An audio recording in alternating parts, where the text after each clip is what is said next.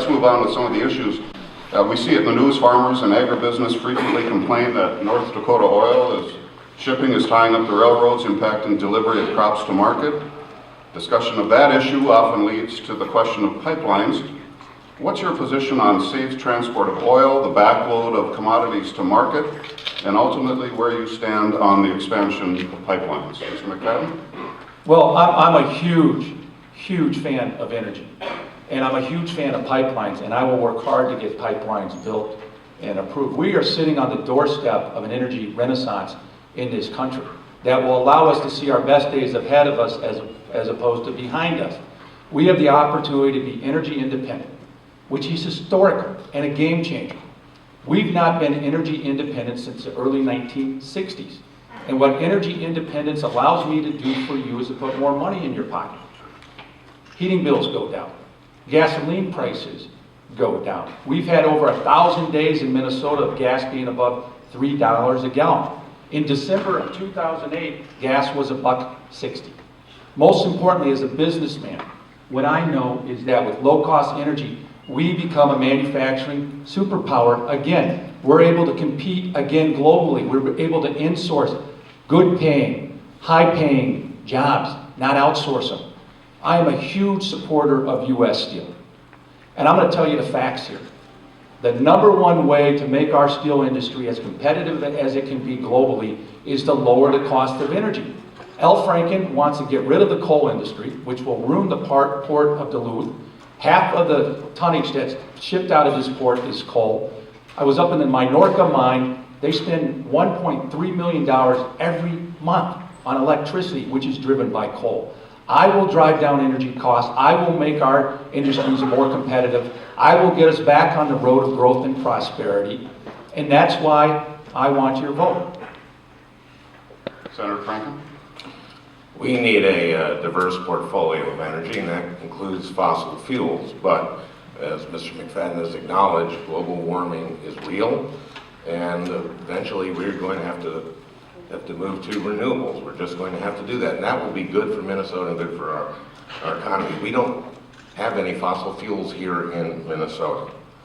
Now, you can grow a crop, a big crop. If you can't get it transported someplace, that's a problem to market, and that's why this rail issue is so big.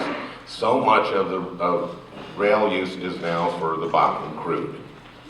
And now I've been going to the Surface Transportation Board since I got to the Senate.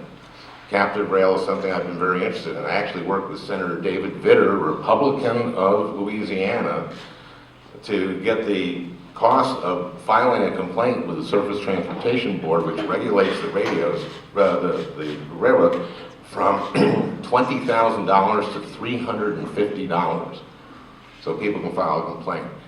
I got the Surface Transportation Board to come out here. I testified before them, got them to come out to Minnesota and give orders to BNSF and Canadian Pacific to make sure that they would get fertilizer to our farmers. And then I got them back out again and gave them rules to clear up this backlog on grain shipments. But it's not just grain, it's taconite now, we know. It's coal for our utilities. Yes, I've worked with our rural electric co-ops. They use coal. I want to get rid of coal, but we have to, and one of the things we're using for electricity now is natural gas. That came from this renaissance in fracking, which was developed by the Department of Energy. That's why we like to do energy research. So this is, I'm chairman of the Energy Subcommittee on the Energy and Natural Resources Committee, and this is something that I love talking about. Thank you both very much. Excuse me. We get a minute One response, rebuttal. right? Correct. Al, with all due respect, your lack of an energy policy and the lack of an energy policy from President Obama has caused the Railcar shortage. There's not been one pipeline built. You haven't approved any pipeline. The Keystone pipeline has been under review process for 6 years. That's crazy. That is too long. Pipelines are proven to be the most effective, most efficient, most environmentally sensitive way to transport oil. And until you start passing pipelines, we're going to have a railcar shortage. I know how to fix this economy. I know how to get us back onto the road of growth and prosperity. And you are putting Band-Aids as opposed to going to the root causes. We need pipelines in this country. I want everyone to know in this room and in this state that I am for pipelines. I will get them built. That is the number one way to alleviate our railcar shortage. Thank you. Senator? The Keystone Pipeline really has nothing to do with the Bakken oil. This is for tar sands oil. That's just. About the Sandpiper and High Prairie. But can I just? Please.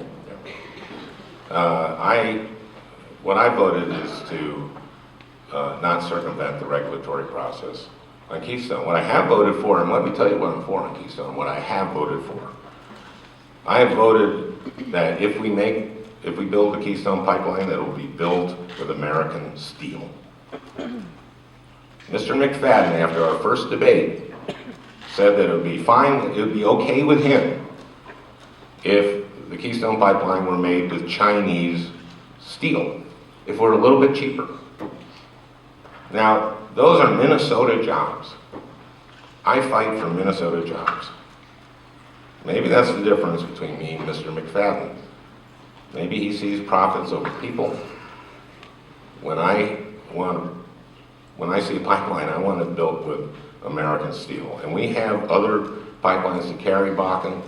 We have to make sure that they're sited correctly, that they're not going through the headwaters of the Mississippi.